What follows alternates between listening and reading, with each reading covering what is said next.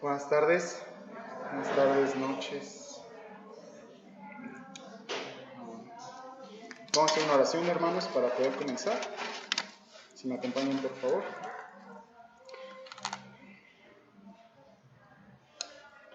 Amado Señor, te damos las gracias, Padre, por este día, Señor, en el cual conmemoramos tu pasión, Señor, en esta serie de días, Señor, en esta semana, en la cual tú nos permites, Señor, recordar, así como tú, así mismo has mandado, Señor, y mandaste a tu pueblo Israel, Señor, a que recordaran todo lo que habías hecho por ellos, Señor. Así también nosotros queremos recordarlo, Señor, queremos recordar tu pasión, queremos recordar tu gracia, tu misericordia, el gran amor que nos has mostrado, Dios. Por favor, abre nuestro corazón, abre nuestros ojos, danos la sabiduría, Señor, para alimentarnos de tu palabra, para poner en práctica, Señor, lo que aquí se diga y tomar cualquier palabra, Señor, que sea de ánimo o de exhortación. Te lo pedimos en el nombre de Jesús. Amén. Jueves Santo el día de hoy. Fue un día muy largo en la palabra de Dios, según la Escritura.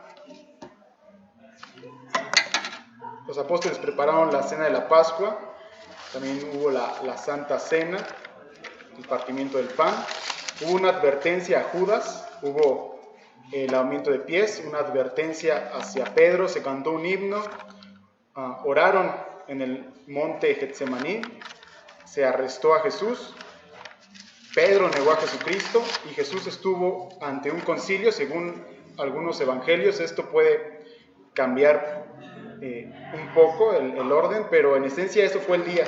Y comienza el Viernes Santo con Jesús estando en el concilio, en el pretorio más bien. Entonces es un día muy largo. Preparé algunos de los acontecimientos más importantes del día del jueves. Obviamente no nos daría para predicar todos estos acontecimientos. Acorté la predicación de tal manera que solamente son 2 horas y media, hermanos, entonces... Muy bien, quiero comenzar leyendo el Éxodo, dando una pequeña introducción histórica, poniendo en contexto este día. Y dice Éxodo, el capítulo 14, hablad a toda la congregación de Israel, diciendo, en el 10 de este mes, tomase cada uno un cordero, según las familias de los padres, un cordero por familia. El animal será sin defecto, y tomarán la sangre, y la pondrán en 2 postes y en el dintel de las casas, en lo que han de comer. Y aquella noche comerán la carne asada al fuego, y panes sin levadura, con hierbas amargas lo comerán. Y la sangre os será por señal en las casas donde vosotros estéis. Y veré la sangre, y pasaré de vosotros. Y no habrá en vosotros plaga de mortandad, cuando hiera la tierra de Egipto. Y este día os será de memoria, y lo celebraréis como fiesta solemne para Jehová, durante vuestras generaciones, por estatuto perpetuo lo celebraréis. Esto, hermanos, es lo que se le conoce como la Pascua judía, que es esta celebración, una celebración en la cual consiste de que el pueblo de Israel era esclavo de Egipto y Israel suplicó a Israel porque salieran de esta esclavitud, y Dios permitió esto mediante una saga de plagas,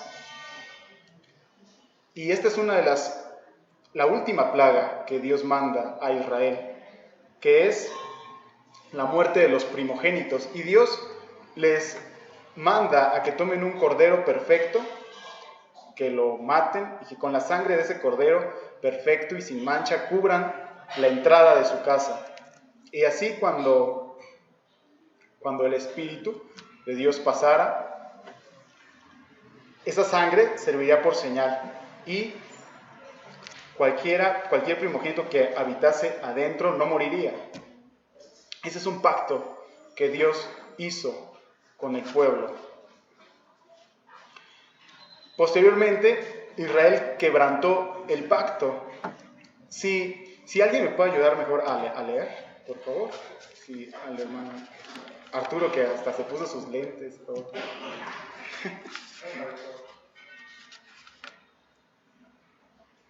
He aquí que vienen días, dice Jehová, en los cuales haré nuevo pacto con la casa de Israel y con la casa de Judá. No como el pacto que hice con sus padres el día que tomé su mano para sacarlos de la tierra de Egipto, porque ellos invalidaron mi pacto, aunque fui yo un marido para ellos, dice Jehová. Pero este es el pacto que haré con la casa de Israel después de aquellos días, dice Jehová. Daré mi ley en su mente y la escribiré en su corazón, y yo seré a ellos por Dios, y ellos me serán por pueblo. Ellos invalidaron mi pacto, fueron infieles ante mí. De hecho, hay un profeta al cual se le manda casarse con una prostituta y tener hijos con una prostituta. Y eso es increíble, porque uno no entendería el significado de ese acontecimiento si uno no lee toda la Biblia, si uno no lee que en realidad nosotros, siendo el pueblo de Dios, hemos sido infieles hacia Dios, nos hemos hecho prostitutas hacia Dios, y Dios nos tiene tanto amor que aún así nos tomó como mujer, como su novia, siendo la iglesia, y Él promete casarse con nosotros. Y aquí Israel está invalidando el pacto. En un primer momento Dios hizo un pacto con su pueblo. Este pacto consistía en sangre y pan sin levadura. Y en otro momento Dios, el pueblo de Israel, quebranta este pacto, quebranta el pacto que Dios hizo con ellos. Y sabemos que Dios es un Dios justo. Y en el pacto, cada vez que hay un pacto, se hace justicia de parte de Dios. Y para que haya justicia de parte de Dios, tiene que haber derramamiento de sangre. Y este derramamiento de sangre se ve en el cordero, un cordero perfecto, un cordero inocente. Esa es la esencia de la Pascua judía. La esencia de la Pascua judía es que un cordero inocente muere por el pueblo de Israel, y el pueblo de Israel sale esclavo de Egipto. El pueblo de Israel cruza el mar, Dios parte el mar y el pueblo de Israel pasa por el medio del mar, y después el apóstol Pablo dice que ese es como nuestro bautizo, que cada vez que nosotros seamos esclavos del pecado, así como Israel era esclavo de Egipto y pasó por el medio del mar, y cuando salió del mar Dios era su dueño, así también nosotros, siendo esclavos del pecado, nos sumergimos en el agua, salimos y ya no somos esclavos del pecado, ya somos esclavos de Dios. Eso significa el pacto que Dios ha hecho, y Dios también hizo con nosotros un pacto, y de eso se trata el día de hoy en esencia, la Pascua cristiana. Vamos a leer lo que nos dice Mateo, por favor. El primer día de la fiesta de los panes sin levadura, vinieron los discípulos a Jesús diciéndole: ¿Dónde quieres que preparemos para que coman la Pascua? Y él dijo: Id a la ciudad a cierto hombre y decidle: el maestro dice, mi tiempo está cerca, en tu casa celebraré la Pascua con mis discípulos.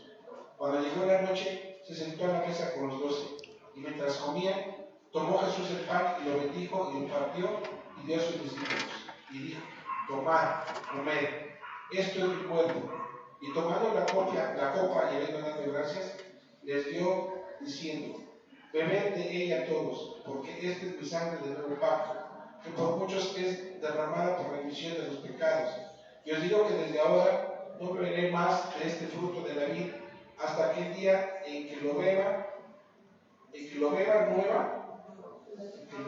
nuevo con vosotros en el reino de mi Padre.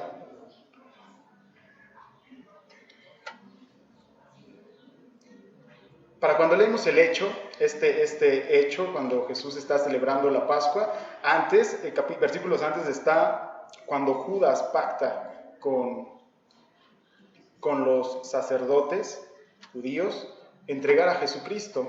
Y la Biblia dice que lo entrega por 30 piezas de plata. 30 piezas de plata en el contexto histórico es una cantidad es una cantidad que costaba un esclavo. Y en el contexto antiguo un esclavo era menos que una persona, era considerado una cosa.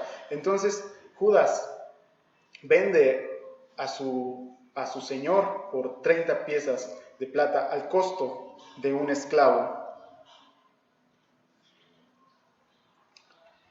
Y aún así, aunque Dios en su omnisciencia sabía que la Biblia dice que Satanás entró en el corazón de Judas, otras versiones dicen que Satanás y Judas se pusieron de acuerdo para entregar al Señor.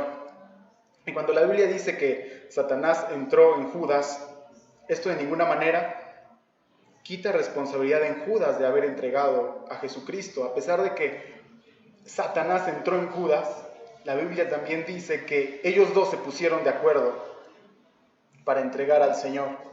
Entonces, la Biblia afirma dos cosas, que es la libertad humana y la soberanía de Dios, la responsabilidad del pecado del hombre y la soberanía de Dios. Y Judas fue totalmente responsable de este hecho. Aún así,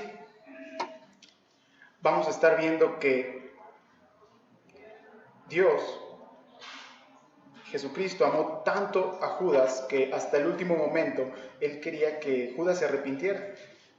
Él quería, el Señor Jesucristo, que Judas se arrepintiera libremente. De hecho, hay una parte en la palabra de Dios que no la pusimos por este tiempo, pero están en la mesa sentados y Jesucristo toma, y Jesucristo les dice: uno de ustedes me va a traicionar, y dice la Escritura que todos los apóstoles se entristecen y le comienzan a preguntar: ¿acaso seré yo, Señor? ¿Acaso seré yo? Y Jesús dice: a quien yo entregar el pan mojado, ese es. Y Jesucristo toma el pan, lo remoja y se lo da a Judas. Dos cosas con respecto de ello. Se tenía la costumbre de que obviamente Jesús era el anfitrión de esa cena. Jesús era el anfitrión de la cena y Jesús seguramente se sentó al pie de la mesa. Y era tradición también que quien se sentara más cerca de la mesa era quien compartía ese mayor honor con Jesús. Y como la Biblia dice que Jesús se lo dio así directamente, no que se lo pasaron de mano en mano, sino que se lo dio así, se concluye que Judas estaba cerca de Jesucristo. Judas tenía un lugar de honor en la cena. Y también se acostumbraba de que el anfitrión preparara comida a su invitado más especial, a su invitado más honorable, a su mejor amigo. Y entonces Jesucristo toma el pan, lo moja y se lo da a Judas, en señal de que lo está honrando, en señal de que es un buen amigo suyo. Y lo sienta al lado de él, en señal también de que es alguien importante para Jesús. Jesús le muestra a Judas su gran amor, a pesar de que ya sabía que había pactado entregar a su Señor.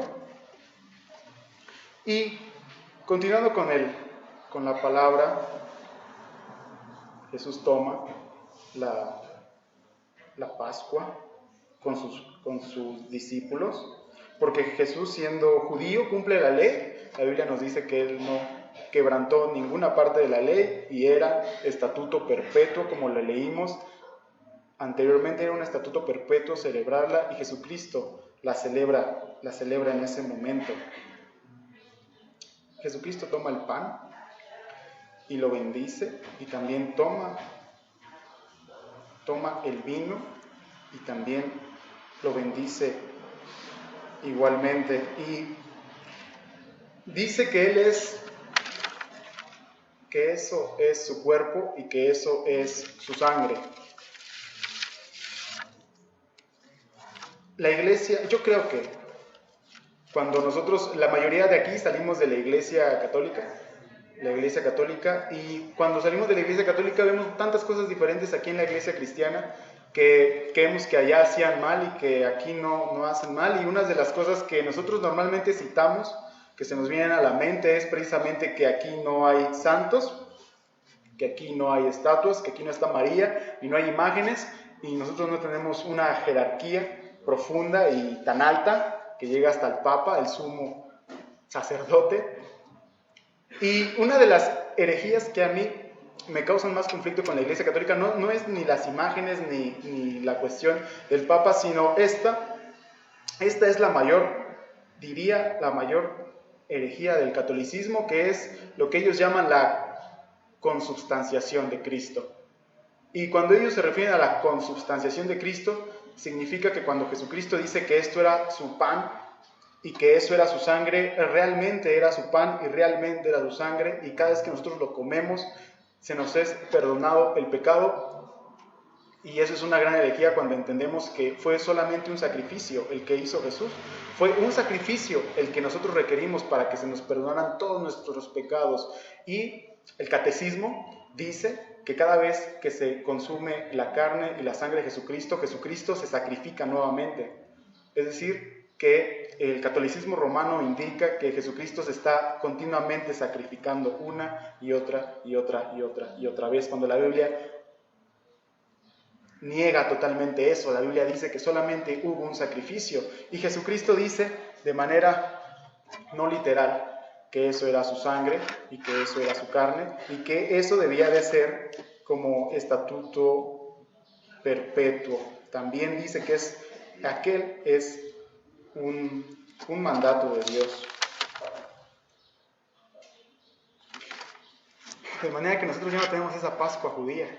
Nosotros ya no tenemos que matar corderos y ya no tenemos que hacer nada de lo que indicaba la ley ceremonial judía. No tenemos que hacer nada. El sábado tampoco tenemos que cumplirlo, porque ese descanso que los judíos tienen por mandamiento, ahora nosotros lo tenemos en Jesucristo. Jesucristo es nuestro descanso. Jesucristo es nuestro sábado. De la misma manera, nosotros no tenemos una Pascua judía. Jesucristo es nuestra Pascua. Jesucristo es nuestro descanso. Jesucristo es nuestra Pascua. Jesucristo es el sacrificio que Dios ofreció. Asimismo, en olor flagrante.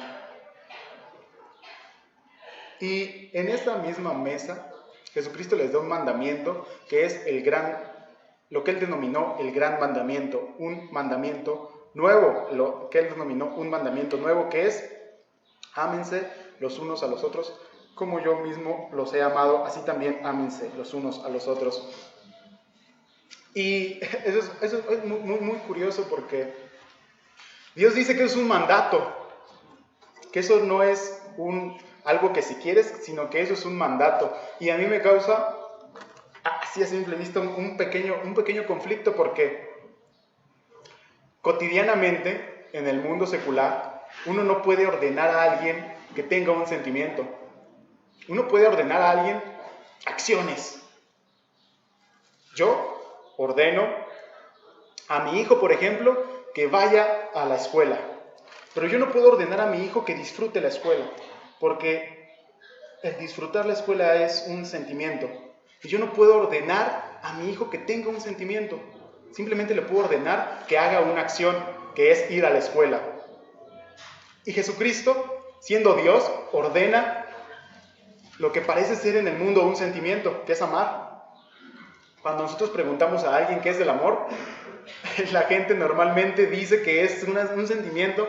Así empiezan las personas. Cuando preguntamos a las personas qué es el amor, las personas comienzan a describir un sentimiento que consiste como en una serie de mariposas en el estómago. Eso es el amor para ellos, un sentimiento agradable. Pero yo sé que Jesucristo no estaba loco, y Jesucristo ordenó amar. Entonces, si Jesucristo ordenó amar, tenemos dos opciones. O el amor es un sentimiento y Jesucristo estaba loco, o el amor realmente es una acción. Y Jesucristo después dice: yo los he amado así. Y la Biblia no hace hincapié en que Jesucristo los besaba y los abrazaba, que de hecho lo hacía, pero la Biblia no hace hincapié a eso. La Biblia hace un hincapié a que por medio de él Dios se reconcilió con la humanidad. Entonces, el gran mandamiento, ámense los unos a los otros, consiste en una acción de parte del ser humano. El ser humano tiene por mandato amar a las personas, y el amar es una acción. Es una acción, nosotros tenemos que accionar. ¿En qué consiste esa acción? En cuidar, en proteger, en preocuparse por la otra persona. En eso consiste ese mandamiento que Dios nos dio. Y después tenemos un gran ejemplo de ese mandamiento, que se encuentra en Juan 13, por favor. Se levantó de la cena y se quitó su manto, y tomando una toalla se la ciñó. Luego puso a poner un lebrillo y comenzó a lavar los pies de los discípulos y enjuagarlos con la toalla con que estaba ceñido. Así que después que les hubo lavado los pies, tomó su manto, volvió a la mesa y les dijo: ¿Sabéis lo que os he hecho? Pues si yo, el Señor y el Maestro, he lavado vuestros pies, vosotros también debéis lavar los pies los unos a los otros. Entonces tenemos esta escena donde Jesucristo acaba de partir el pan con sus discípulos en este orden cronológico.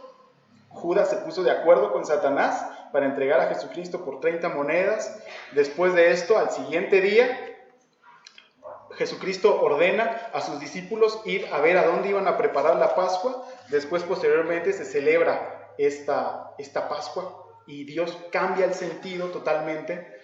No cambia el sentido, explica el sentido. No es que Jesucristo haya cambiado el sentido de la Pascua judía, sino más bien explica el verdadero sentido de la Pascua judía, que es Él. Él es el verdadero sentido de la Pascua judía. Él es, dice Juan el Bautista, aquí viene el Cordero de Dios que ha quitado los pecados del mundo. Así se refiere a Jesucristo. Y después de esto, Jesús, habiendo comido y todo, se ciñe una toalla y dice: les voy a lavar los pies.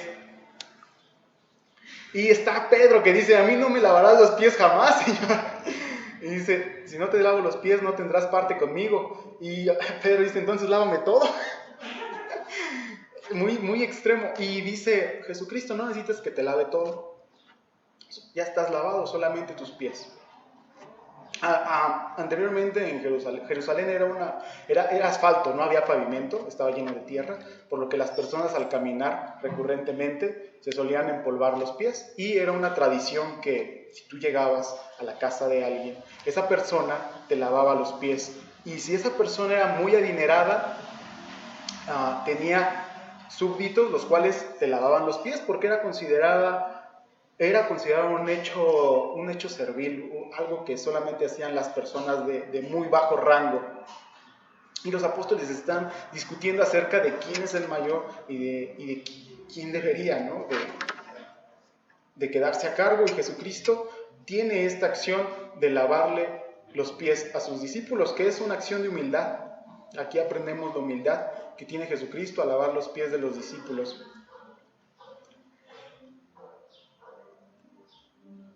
Y después dice: hagan ustedes lo mismo, y háganlo con gozo y háganlo con gusto, lo cual significa que nosotros, que es un mandato y es de alegría, que nosotros hagamos las cosas que Dios manda con gozo y con alegría, no porque sea algo obligatorio, a pesar de que en ocasiones puede costar trabajo. Uno debe de hacerlo con gozo. Uno debe hacer con alegría todo lo que Jesucristo nos ha mandado.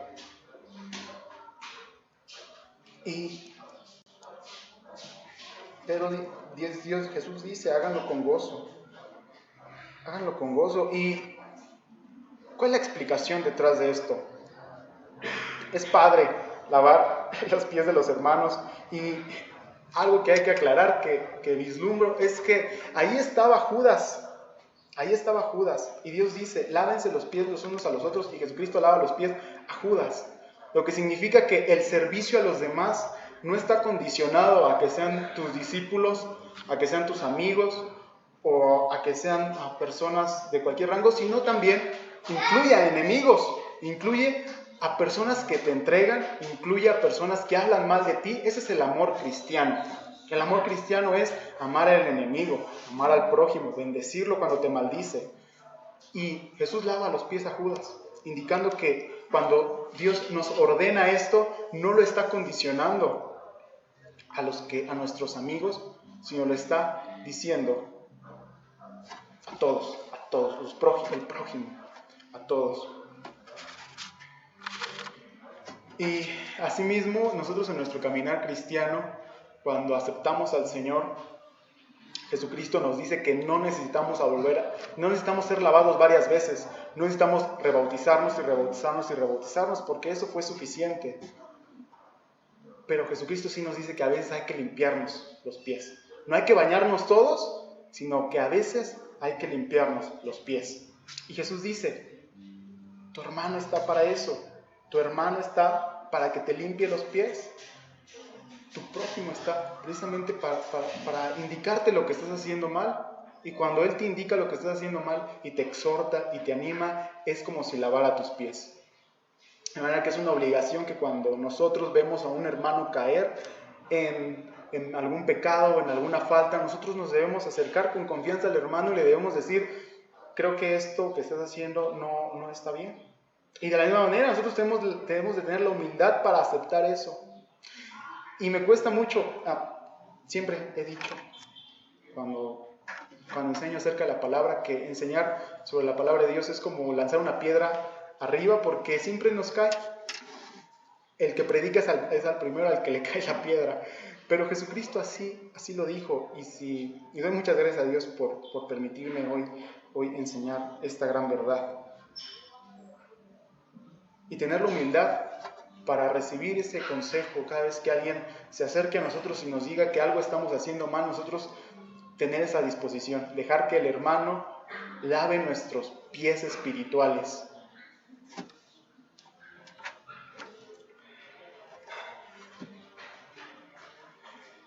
Y después tenemos esto, que es Marcos 14, del 32 al 42, por favor. Al llegar a un lugar llamado Getsemaní, Jesús les dijo a sus discípulos, siéntense aquí mientras yo voy a orar. Se llevó consigo a Pedro, Jacobo y Juan, y comenzó a entristecerse y angustiarse. Les dijo, siento en el alma una tristeza de muerte, quédense aquí y manténganse despiertos. Decía, Abba Padre, para ti todo es posible, aparta de mí esta copa, pero que no sea lo que yo quiero, sino lo que quieres tú. Dice que Jesucristo, Dios, se fue al Getsemaní. El Getsemaní es un monte que está a las afueras de las murallas de Jericó, de Jerusalén. Y ahí comenzó a orar y tomó a Pedro, a pesar de que anteriormente a Pedro, en esa cena, ya se le había dicho que iba a traicionar al Señor. Y él dijo, yo no te traicionaré jamás. Y Jesucristo dijo, yo te aseguro de que antes que cante el gallo 3 veces, tú me vas a traicionar. Y es algo que no vamos a estudiar el día de hoy, pero se me hace de importancia mencionar algunos rasgos de esa negación que tuvo Pedro, de la manera en la que Pedro negó a Jesucristo, porque dice Proverbios 16, 18, antes del quebrantamiento es la soberbia, y antes de la caída es la altivez. Y a pesar de que Jesucristo ya le había dicho que era un mandato de parte de Dios entregarse a la cruz, Pedro no quería hacerlo. Pedro no quería entregar a su Señor. Pedro hacía cosas sin tener en cuenta a Jesucristo. Pedro era orgulloso, a pesar de que Jesucristo, siendo sabio y vio todos los milagros, él dijo, ¿tú me vas a negar? Pedro dijo, de ninguna manera, nunca lo voy a hacer. Fue altivo. Y se nos dice que cuando apresaron a Jesucristo, él cortó la oreja a uno de los soldados judíos, Malco, y después Pedro lo siguió de cerca, lo siguió de lejos a Jesucristo. Eso es algo que nosotros no debemos hacer, seguir de lejos a Jesucristo. Y después él dijo que no conocía a Jesucristo, juró no conocer a Jesucristo, y después juró y maldijo de que no conocía a Jesucristo, y después de eso salió y lloró amargamente porque el gallo había cantado. Y ahí se ve la diferencia en el actuar de Judas y la diferencia en el actuar de Pedro, porque mientras los dos negaron a Jesucristo, pero en Pedro hubo arrepentimiento y en Judas no. Judas solamente demostró un remordimiento fuerte, porque dice la Escritura que se suicidó. Pero el arrepentimiento no es un remordimiento fuerte. El arrepentimiento significa cambiar de parecer. Eso significa. El arrepentimiento no significa tener de nuevo un sentimiento, sino significa tener una acción, que es dejarlo de hacer. Si tú dices diariamente, Señor, me arrepiento por haber hecho esto, y uno sale y lo vuelve a hacer, uno no se arrepintió, uno tuvo un remordimiento. Y si uno llora y se tira al suelo, uno tuvo un remordimiento muy fuerte, pero no fue arrepentimiento. Para que haya arrepentimiento, uno debe de cambiar de parecer, y es lo que hizo Pedro. Pedro se arrepintió. y le pidió perdón a Jesús. Y Jesús lo puso, ¿verdad?, como cabeza de la iglesia. Jesucristo es la cabeza de la iglesia.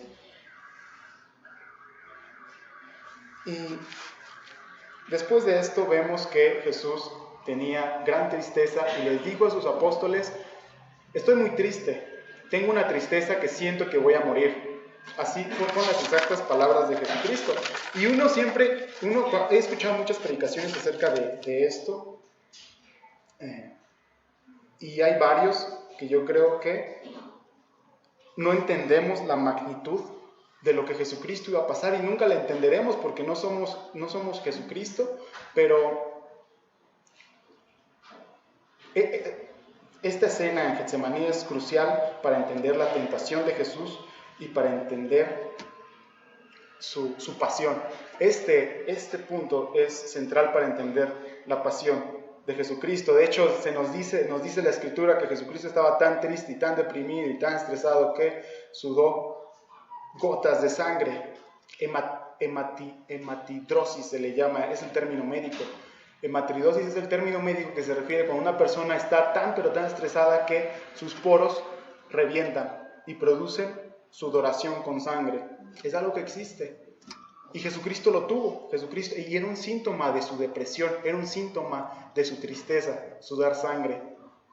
Y uno dice, sí, Jesucristo sudó sangre por aquello de los clavos, y por aquello de la cruz, y por aquello de cargarla, pero realmente no.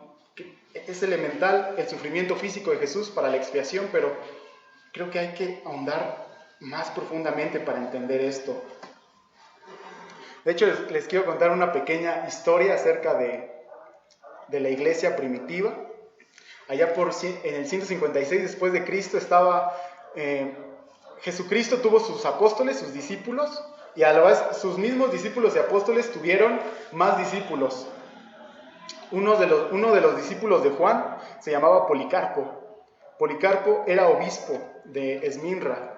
Y Policarpo un día estaba enseñando acerca de la Biblia en el 156 después de Cristo, estaba enseñando acerca de Jesucristo, y llegó el ejército romano y lo apresó y lo encerró. Y llegó el procónsul romano directamente con Policarpo y le dijo que eso era un delito, que eso era una falta grave. Antes a los cristianos se nos trataba como ateos porque el imperio romano tenía muchos dioses y los cristianos negaban a todos esos dioses. Entonces al cristianismo primitivo se le tenía como ateos, y tomaron a Policarpo y lo apresaron y le dijeron que lo iban a quemar vivo. Y Policarpo, él dice que él recuerda que días antes él estaba sentado en su casa y que le llegó la visión de que él moriría quemado. Y dice Policarpo que también escuchó una voz que le decía: sé un hombre. Policarpo tuvo esta imagen de que era quemado y escuchó la voz que le dijo: sé un hombre. De manera que el procónsul habló con Policarpo y le dijo: solamente tienes que negar la fe en Jesucristo y te vas a salvar. Y dice la historia secular que el procónsul no quería matar a Policarpo porque Policarpo era un hombre anciano y viejo y le tenía lástima, pero le dijo: solamente tienes que negar a Jesucristo. Y Policarpo amablemente, pero con firmeza, dijo no. Y el procónsul le dijo: creo que no lo has entendido. Allá afuera hay leones que están dispuestos a comerte, y tenemos el fuego y tenemos la madera. Solamente tienes que negar la fe en Jesucristo. Y Policarpo firmemente, pero con amabilidad, volvió a indicar que no. De manera que trajeron la madera, iban a clavar a Policarpo sobre la estaca, porque así se tenía que hacer, se tenía que clavar a la persona, y Policarpo dijo que él no se movería, que solamente entonces bueno, lo ataron nada más, no lo clavaron y le encendieron fuego. Y la tradición dice que el fuego no tocó a Policarpo. Y era tanta la desesperación de las personas que por fin alguien tomó un cuchillo y se lo clavó en el pecho. Y la tradición dice que salió tanta sangre del pecho de Policarpo que apagó el fuego. Y Policarpo murió. Y todo eso solamente se hubiese evitado si Policarpo decía dos palabras, que era Kaiser Kyrios, que significa el César es el Señor. Y cuando le dijeron a Policarpo, di que el César es el Señor, Policarpo dijo, he caminado 84 años con Cristo y ninguno de esos días Él me ha negado a mí. Y yo no lo puedo negar el día de hoy. Jesus au Kyrios, Jesucristo es el Señor. Y Policarpo murió. Y la historia de la iglesia nos dice que hubo muchos mártires y a unos los crucificaron de cabeza, a otros los decapitaron, a otros les prendieron fuego, y la historia nos dice que cada uno de ellos fue y cargó su cruz con la cabeza en alto por el enorme privilegio de morir como el Señor, y cantaban himnos, a pesar de que iban a morir quemados y decapitados y crucificados, y vemos a Jesús que va a morir crucificado y lo vemos con miedo. ¿Por qué? ¿Por qué la historia nos dice que encontramos discípulos y seguidores de Cristo que no temieron y vemos a Jesucristo temer? La clave para entender la pasión de Jesucristo se encuentra en Jeremías 24, del 15 al 17, que dice, porque así me dijo Jehová, Dios de Israel, toma de mi mano la copa del vino de este furor, y da a beber de él a todas las naciones a las cuales yo te envío, y beberán, y temblarán, y enloquecerán, a causa de la espada que yo envío entre ellas. Y tomé la copa de la mano de Jehová, y di de beber a todas las naciones a las cuales me envió Jehová. Jesucristo tomó esta copa. Y Dios habla de la copa de la ira de Dios en Isaías, y habla en Salmos, y habla en Jeremías, todo acerca de una copa. Y Jesucristo, estando en su pasión, dice, Señor, pasa de mí esta copa. La causa por la que Jesucristo sudó sangre no fue por el látigo, y no fue por la cruz, fue por la ira de Dios. Fue por sentir la ira de Dios, aquella persona que había estado en comunión perfecta con el Padre desde la eternidad. Ahora iba a vivir una separación de Dios. No solamente iba a vivir una separación, sino que Dios lo iba a castigar. Dios castigó a Jesucristo por el pecado de todos nosotros. Esa es la esencia de la Pascua. Esa es la esencia por la cual Jesús estaba triste. Es la esencia por la cual Jesús sudó sangre, por vivir, por la expectativa de saber que su Padre lo iba a abandonar y que iba a sufrir la ira de Dios. Y era una copa que tenía que tomar hasta el fondo. Y algo que nos deja como última enseñanza Jesucristo es que Él dice, pasa de mí esta copa, pero que no sea como yo digo, sino como tú lo dices. Increíble enseñanza. La enseñanza sencilla. Decir a Dios en nuestra oración nuestro deseo y pedirle a Dios, hágase tu voluntad. Porque la Biblia dice, Romanos 8, que todo lo que ocurre es para bien del creyente, y que nada nos podrá separar de su amor. Entonces, esta es la enseñanza del día de hoy. Muchas enseñanzas. Sobre todo recordar que eso se celebra el día de hoy. Esta semana no está hecha para salir de vacaciones, no está hecha para para quedarse tirado en la cama. Esta semana está hecha para recordar esto, para recordar lo que Jesucristo hizo por nosotros. Vamos a hacer una oración para concluir con este tiempo. Amado Señor, te damos las gracias, papá, por este día. Gracias, papá, porque hemos entendido, Señor, y nunca terminaremos de entender al 100% el misterio de la piedad que hay en Jesucristo. Gracias por mandarlo a morir por nosotros. Gracias porque en Él hay vida eterna. Gracias porque Él es la vid verdadera, el camino que hay que seguir, Señor. Por favor, bendice a mis hermanos, Señor. Por favor, que este mensaje quede grabado en nuestros corazones. Que se haga tu voluntad, Dios. En el nombre de Jesús. Amén.